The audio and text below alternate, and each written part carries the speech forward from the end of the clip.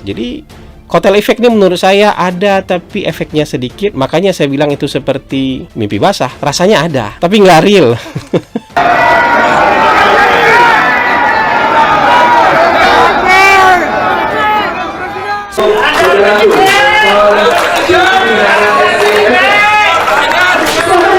Teriakan Ganjar Presiden bersautan di acara peluncuran bakal calon legislatif se-Jawa Tengah Partai Amanat Nasional PAN di Hotel Gracia, Semarang, Jumat siang.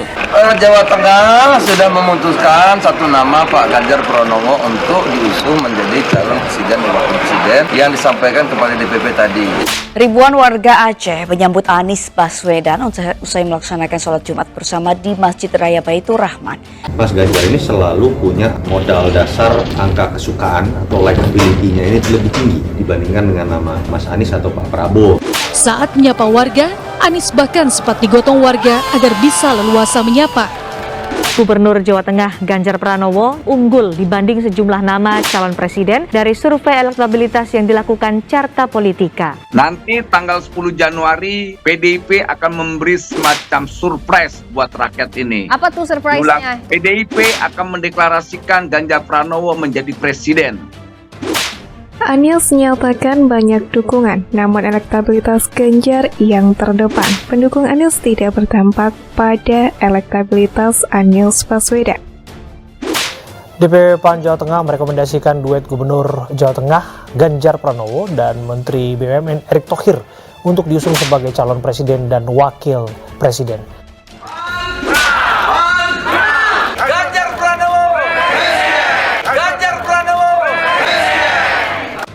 Ganjar ini selalu punya modal dasar angka kesukaan atau likability-nya ini lebih tinggi. Elektabilitas Partai Nasdem menunjukkan adanya peningkatan. Peningkatan angka elektoral ini kemungkinan dipengaruhi oleh langkah Nasdem yang mengusung Anies Baswedan sebagai calon presiden.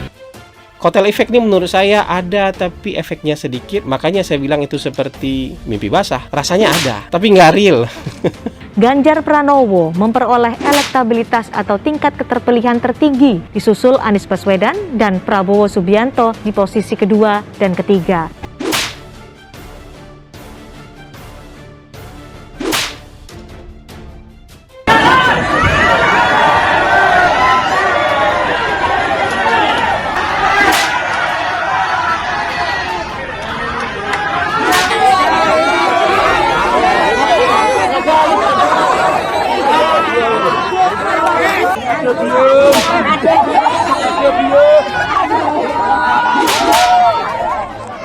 Usai tidak lagi menjabat sebagai Gubernur DKI Jakarta dan dicapreskan oleh Partai Nasdem, Anies Baswedan makin lincah.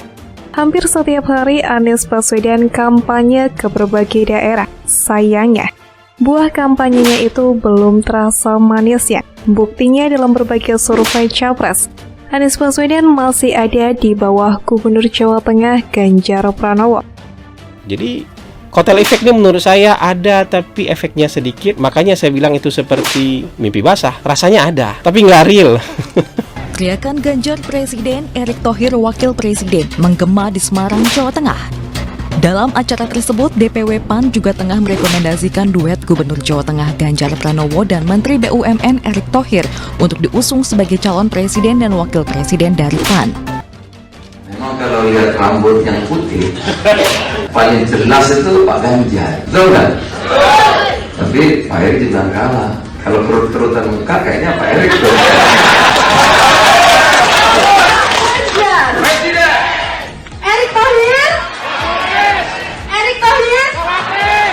Benar, setiap safari politik pendukung Anies terlihat riuh ramai. Namun hanya sebatas ramai saja. Nyatanya elektabilitas Anies masih belum terlalu menggembirakan. Meskipun safarinya sudah ke berbagai daerah dalam sejumlah survei yang digelar lembaga kredibel, Anies Baswedan masih belum bisa menyalip elektabilitas Ganjar Pranowo yang tidak melakukan safari politik. Elektabilitas Ganjar Pranowo sendiri sebagai Capres 2024 berada di posisi teratas dalam hasil survei terbaru oleh Lembaga Indikator Politik Indonesia. Sementara itu, nama ex-Gubernur DKI Jakarta Anies Baswedan dan Ketua Umum Gerindra Prabowo Subianto berada di posisi 2 dan 3. Saat ini masih ramai dibicarakan Ketua Umum Partai Amanat Nasional atau PAN Zulkifli Hasan atau Zulhas mengatakan Ganjar Pranowo memang pantas dicalonkan partainya jadi calon presiden 2024. Hal itu merespon usulan DPW PAN Jawa Tengah untuk mencalonkan Ganjar sebagai capres PAN di Pilpres 2024 lewat Koalisi Indonesia Bersatu atau KIB. Zulhas menyebutkan pihaknya akan mempertimbangkan semua usulan tersebut, termasuk hasil survei yang menunjukkan Ganjar selalu unggul.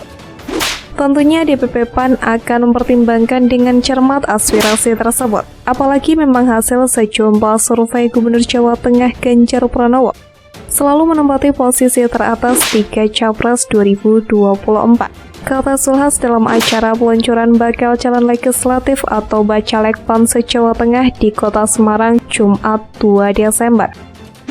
Selain Ganjar, acara tersebut juga dihadiri oleh Menteri BUMN Erick Thohir. Untuk Erick Thohir, Zulhas mengatakan DPW PAN mengundang secara khusus. Ia mengakui nama Erick mencuat sebagai cawapres di DPW PAN untuk Pilpres 2024. Nama Erick Thohir sebagai cawapres 2024 juga mengemuka di sejumlah DPW PAN. Dan selalu nyantol namanya Pak Erick, kami mempertimbangkan matang semuanya, ujar Zulhas. Pihak lembaga survei Carta Politika juga membeberkan alasan masyarakat lebih memilih Ganjar dalam surveinya. Direktur Eksekutif Carta Politika, Yunarto Wijaya mengatakan Ganjar dipilih karena merakyat. Yunarto juga mengatakan sebagian besar responden menilai Ganjar merakyat, yakni sebanyak 42%. Sementara itu hanya sedikit masyarakat yang mempertimbangkan ketegasan Ganjar menurut survei tersebut. Hanya 4% yang menyatakan memilih Ganjar karena alasan tegas atau hanya 6% misalnya dikarenakan alasan santun, ucap Yunarto. Dari sekian banyak survei hingga saat ini, survei yang dilakukan Litbang Kompas yang paling mengejutkan bukan soal elektabilitas yang paling tinggi, namun pemilih Nasdem justru lebih banyak memilih Ganjar. Survei Litbang Kompas yang merilis riset terbarunya terkait survei kepemimpinan nasional membaca pergeseran pemilih partai politik dari temuan survei nama Ganjar Pranowo banyak dipilih dari suara pemilih Partai Nasdem. Dikutip dari data Litbang Kompas, Selasa 25 Oktober lalu, responden yang diajukan pertanyaan soal pilih presiden dari pemilih Partai Nasdem. Ganjar di posisi pertama dengan meraih 26,9% dari periode survei pada Oktober 2022. Survei Litbang Kompas juga meriset terkait pemilih Anies Baswedan dari latar belakang pilihan parpol periode Oktober 2022. Dari temuan itu, PKS jadi yang teratas dengan 20,7%.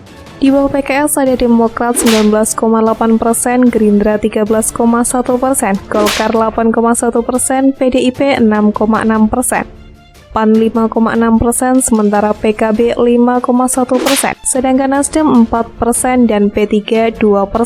Lainnya 5,9%, tidak tahu 7,8%, tambah keterangan data Litbang Kompas tersebut. Sementara itu, pendiri Saiful Mujani Research and Consulting atau SMRC, Saiful Mujani mengatakan partai politik akan mendapatkan kenaikan perolehan suara secara signifikan apabila mencalonkan Ganjar Pranowo sebagai Capres 2024. Kesimpulan tersebut ditemukan Saiful pasca lembaganya melakukan survei eksperimental. Dalam surveinya tersebut, SMRC menguji perolehan suara Partai Golkar apabila mencalonkan Ganjar Pranowo sebagai capres di mana hasilnya ada kenaikan signifikan dari 11% menjadi 18% bagi partai berlambang beringin tersebut.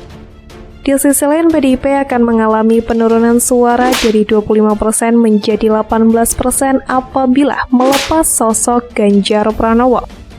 Koktail efek ataupun efek ekor jas adalah istilah umum yang merujuk pada hasil yang diraih oleh suatu pihak dengan cara melibatkan tokoh penting atau tersohor, baik langsung maupun tidak langsung melalui suatu perhelatan. Dalam psikologi politik, efek ekor jas memang dapat dimaknai sebagai pengaruh figur atau tokoh dalam meningkatkan suara partai di pemilu.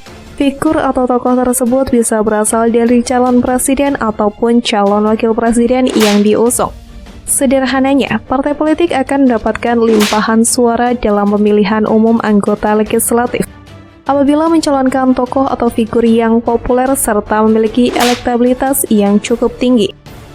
Berdasarkan survei eksperimental yang dilakukan, Ganjar menunjukkan memiliki pengaruh bagi setiap partai yang mendukungnya. Hal yang berbeda justru terjadi pada Anies Baswedan. Hingga saat ini, Partai Nasdem tidak mendapatkan koktail efek usai mendeklarasikan Anies Baswedan. Elektabilitas Partai Nasdem dari hasil sejumlah lembaga survei dilaporkan mengalami penurunan. Jika dibandingkan dengan perolehan suara Nasdem pada tahun 2019 yang mencapai 9,05%. Partai Nasdem pasti berharap dengan gerak cepatnya mendeklarasikan Anies sebagai capres, seharusnya jika merujuk pada teori koktail efek.